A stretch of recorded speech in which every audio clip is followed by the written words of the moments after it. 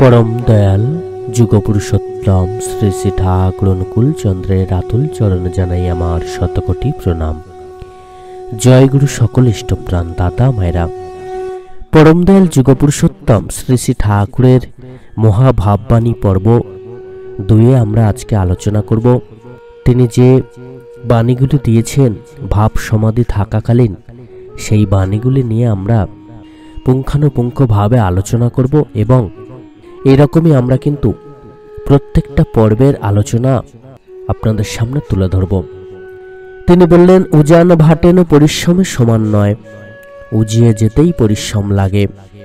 অর্থাৎ দেখবেন যখন নদীতে জোয়ার ভাটা চলে, আপনি যদি জোয়ারে নৌকার পাল তুলে দেন বা যেদিকে হাওয়া হচ্ছে সেই দিকে যদি আপনি নৌকার পাল তুলে দেন তাহলে কিন্তু সহজেই আপনি চলে যেতে পারবেন।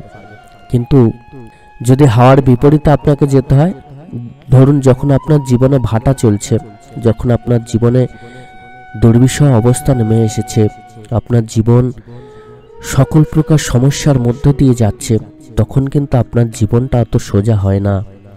আপনার জীবনটা সেই সময়ের যে পরিশ্রম সেটা কিন্তু সমান হয় না, সহজ হয় না।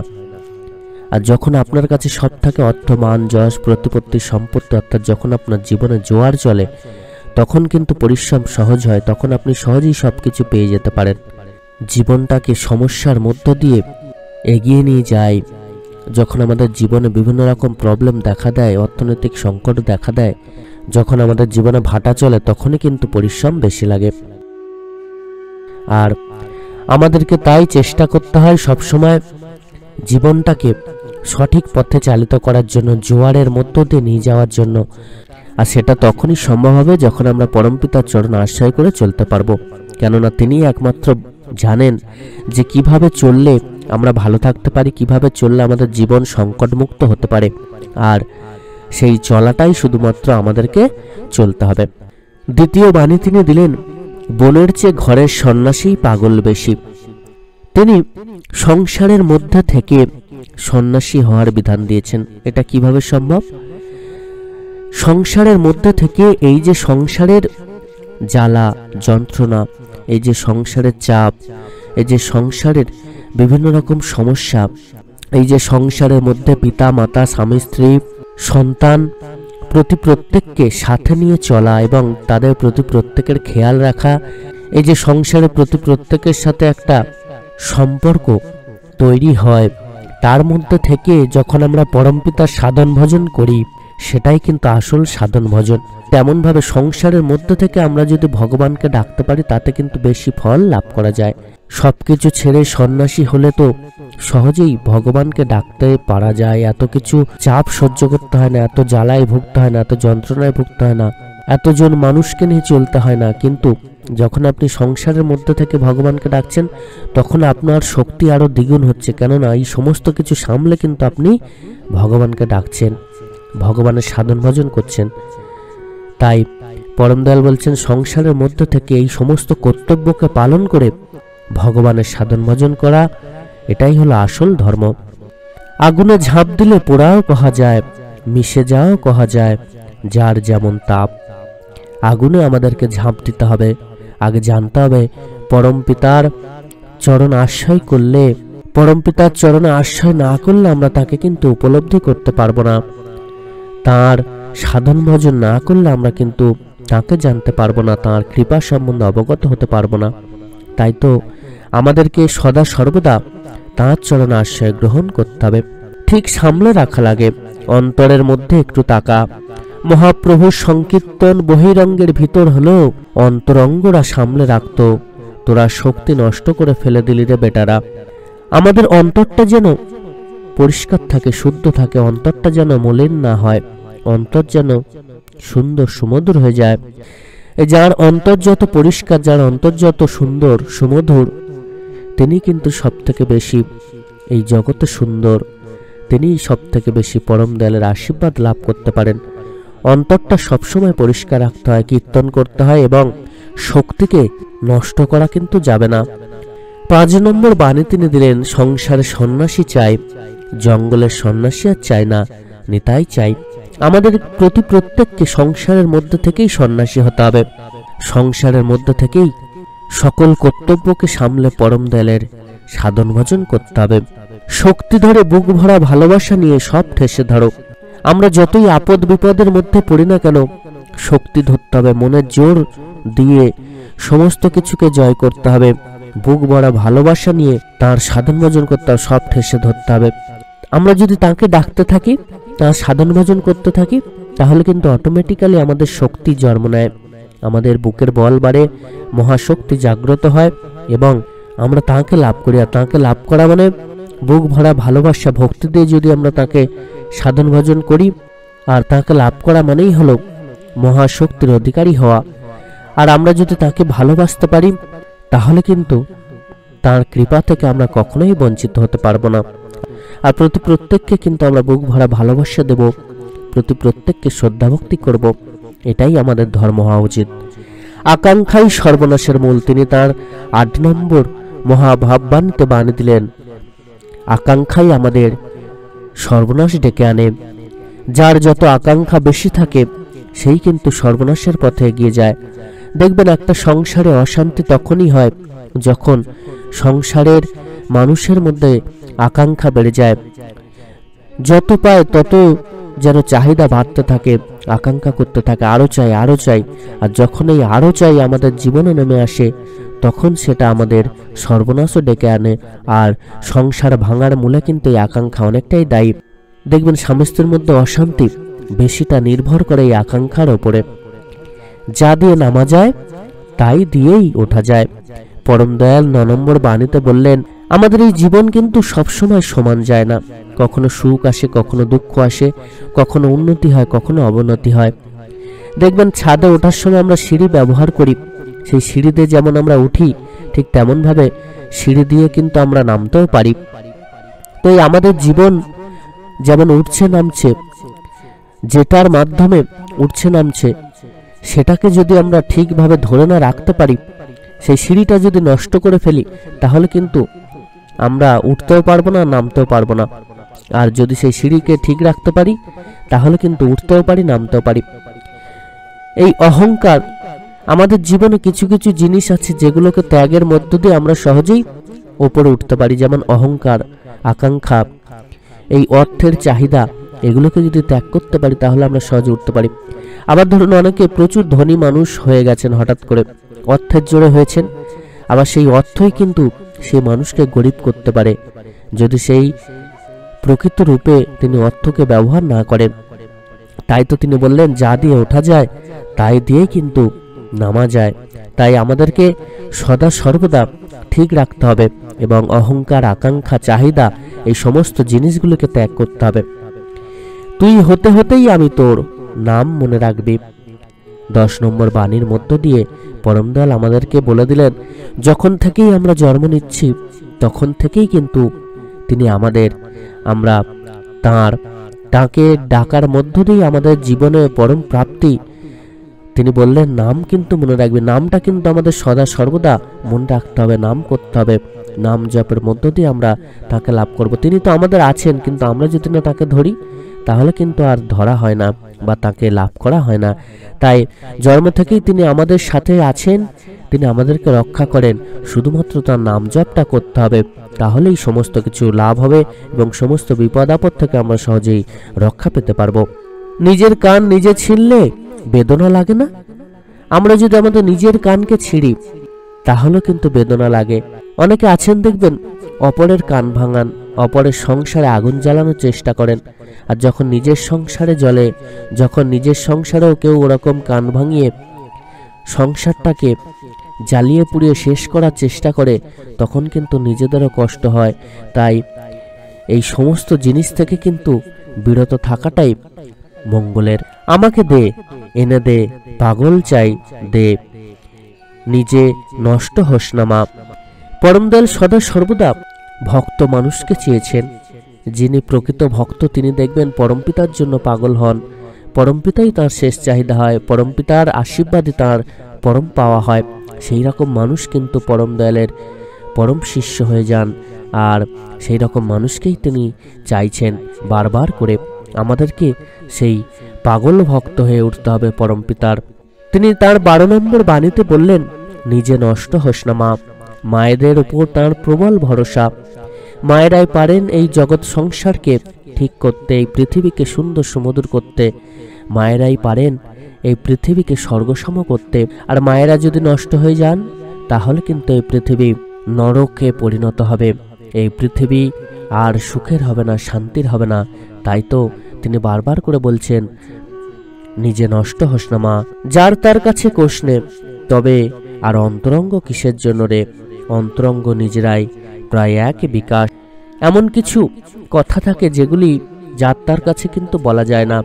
সমস্ত কিছুকে নিজেদের মধ্যে রাখার চেষ্টা করতে হয়। সমস্ত কিছু সবার কাছে বলা কখনোই উচিত নয়। আর এটা যতদিন আমরা চালিয়ে যেতে পারবো ততদিনই কিন্তু আমরা জীবনে সমস্ত কিছু লাভ করতে পারবো, ততদিনই কিন্তু জীবনে আমরা ভালো থাকতে পারবো। পরম দয়াল বলছেন, দেখ, ভক্তির থেকে জ্ঞান আরো দরকার, তাতে নষ্ট হয় না। জ্ঞানের সাথে ভক্তিই ভালো। জ্ঞানটা কি জানিস? যেমন পাঞ্জাব মেল, যত সব মিক্সড ট্রেন সব ভক্তি। যদি মেলের সঙ্গে ঠোকাঠুকি লাগে তবে ভারী কঠিন। মিক্সড ট্রেন থামতে থামতে যায় কিনা, প্রায় ঠোকাঠুকি হয় না। আমাদের জ্ঞান এবং ভক্তি এই দুটোই কিন্তু দরকার।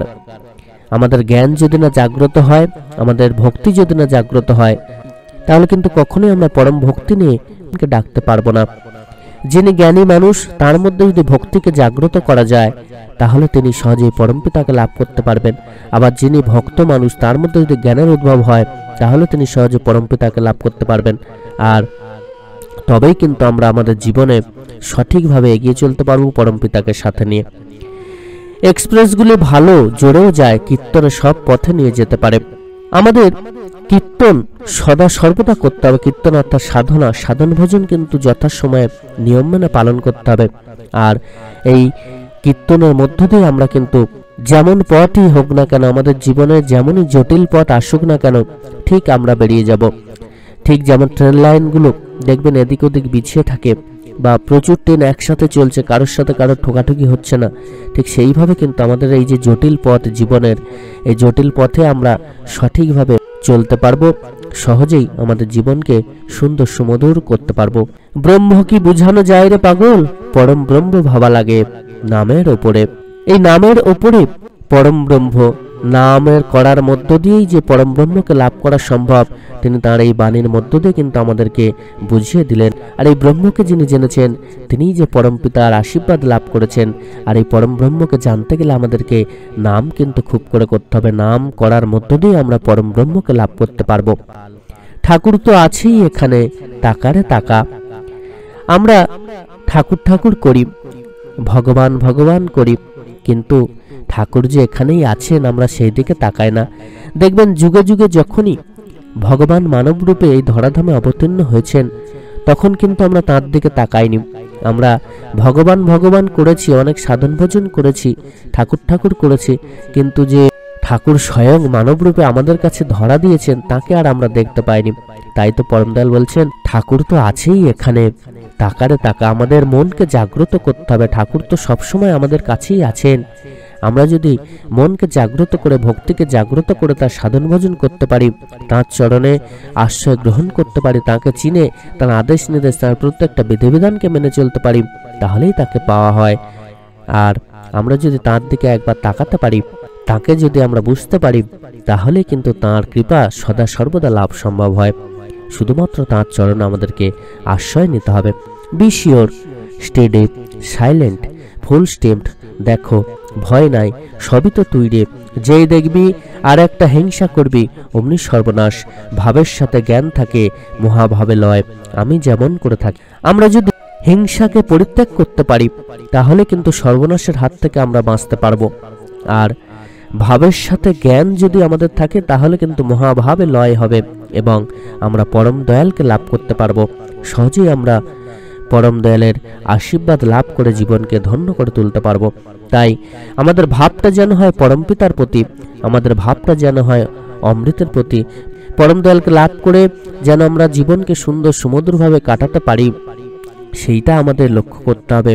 আর হিংসাকে পরিত্যাগ করে কিন্তু আমাদের এগিয়ে চলতে হবে। ইচ্ছাই সব, তোর বাড়ি যেটা আছে সেটাই তোর, তোর কি মা আছে রে? তোর সাথে সাথে সেই ছোটে সব আগুন।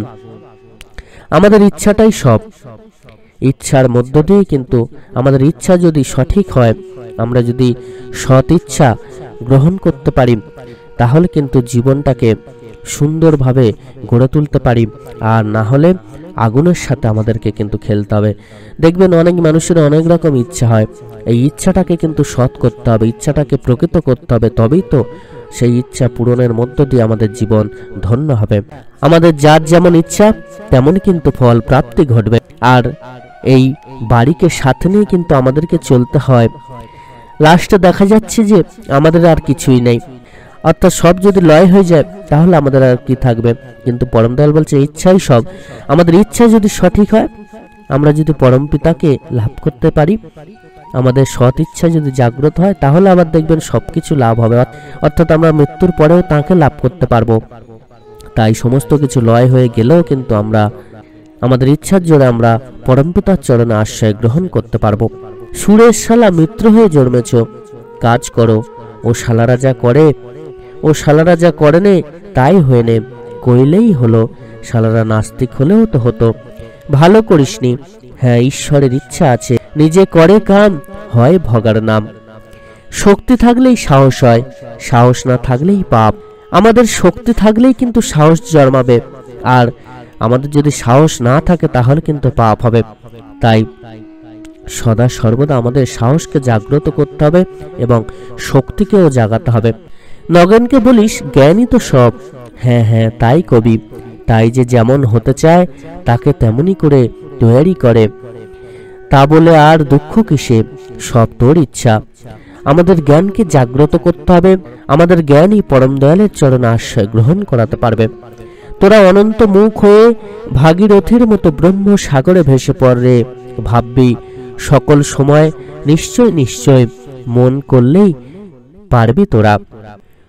যখন তিনি নিশ্চয় নিশ্চয় কথাটা বলছেন, তখন কৃষ্ণচন্দ্র দাস নামক উপস্থিত জনৈক ব্যক্তি মনে মনে চিন্তা করিতেছিলেন ঈশ্বর কথা কইতেছেন। আর তখনই তিনি হঠাৎ করে বললেন নিশ্চয় নিশ্চয়, অর্থাৎ তিনিই যে পরম ঈশ্বর। মন করলেই আমরা তাকে লাভ করতে পারবো। আমরা যদি সেই ব্রহ্ম সাগরে ভেসে পড়তে পারি, তিনিই যে পরম ব্রহ্ম, তাঁর চরণে আশ্রয় গ্রহণ করলেই যে জীবনের সকল কিছু লাভ সম্ভব। তিনিই যে ঈশ্বর, তাকে লাভ করতে পারবো। তিনি বলছেন তোরা অনন্ত মুখ হয়ে ব্রহ্ম সাগরে ভেসে পড়রে, তাঁর দিকে মুখ করে তাঁর সাধন ভজনের মধ্য দিয়ে অনন্ত সাগরে ভেসে পড়তে হবে। তাঁর সাধন ভজনের মধ্য দিয়ে ব্রহ্ম সাগরে আমাদেরকে ভেসে পড়তে হবে। সকল সময়ে তার নাম জপ করতে হবে, তাঁর কথা ভাবতে হবে, আর তার মধ্য দিয়েই আমরা ঈশ্বরকে লাভ করতে পারবো। তিনিই যে পরম ঈশ্বর, পরম ব্রহ্ম। তিনি বলছেন মন করলেই পারবি তোরা। আমরা যদি চাই তাহলেই আমরা ঈশ্বরকে লাভ করতে পারবো। আমরা যদি চাই তাহলেই আমরা ঈশ্বরের কৃপা লাভ করতে পারবো। সকল ইষ্টপ্রাণ দাদা মায়েরা, পরম ঈশ্বর ভগবান, পরম দয়াল যুগ পুরুষোত্তম সদ্গুরু পুরুষোত্তম শ্রী শ্রী ঠাকুর অনুকূল চন্দ্র এই ধরাধামে আমাদেরকে সহজভাবে অনেক বাণীর মধ্য দিয়ে বুঝিয়ে দিয়েছেন তিনিই পরম ঈশ্বর, তিনিই পরম গুরু। তাঁর চরণে আশ্রয় গ্রহণ করে আমাদেরকে চলতে হবে এবং এই জগৎ সংসার থেকে চিরমুক্তির পথ পেতে গেলে তাঁর সাধন ভজন কিন্তু করতেই হবে। তাই তাঁকে ধরে আমাদেরকে চলতে হবে, তাঁর কথা মেনে, তাঁর আদেশ নির্দেশ মেনে চলতে হবে। ভগবান যুগে যুগে মানব রূপে এসেছেন, তাঁর বিধিবিধানগুলি আমাদেরকে দিয়েছেন, তাঁর বিধিবিধানগুলি আমাদেরকে মানার কথা বলেছেন, সেগুলি আমাদেরকে মেনে চলতে হবে। তাহলে কিন্তু সহজভাবে এই মানব জন্ম সার্থক হবে। সকলে খুব ভালো থাকবেন, সকলে খুব ভালো থাকবেন, সাথে থাকবেন। পরম দয়াল আপনাদের প্রতি প্রত্যেকের মঙ্গল করুন এবং তাঁর এই মহাভাব বাণীগুলি অতি অবশ্যই আপনারা শ্রবণ করুন, মহাপুণ্য লাভ করবেন। জয় গুরু, বন্দে পুরুষোত্তমম।